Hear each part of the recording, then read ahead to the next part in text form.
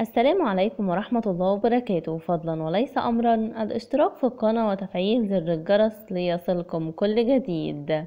في ذكرى قصة وفاة طفلي ستيفان روستي وإصابة زوجته بالجنون، دعونا نتعرف على التفاصيل. ولد ستيفان روستي يوم 16 يونيو 1891 في القاهرة، ورحل عن عالمنا في 12 مايو عام 1964 عن عمر يناهز 72 عام. ولقب ستيفان روستي بشرير السينما المصرية، وهو الشرير الأرستقراطي الظريف صاحب خلطة فنية يصعب أن تتوافر في أي فنان.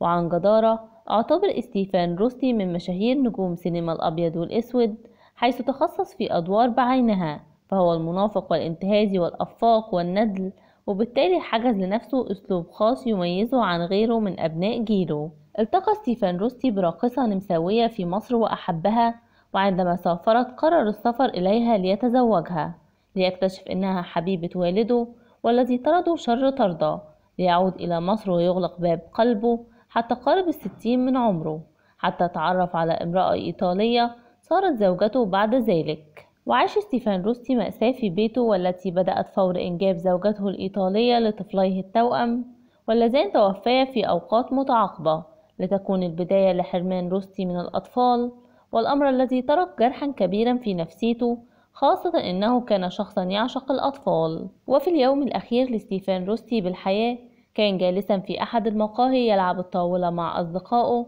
بعد مشاهدته العرض الأول لفيلم آخر شقاوة، وأثناء جلوسه شعر بألم فجأة في قلبه، وعلى الفور نقلوا أصدقائه إلى المستشفى اليوناني، وعندما قام الأطباء بفحصه وجدوا انسدادا في شرايين القلب، ونصحوا أصدقائه بضرورة نقله لمنزله القريب من المقهى.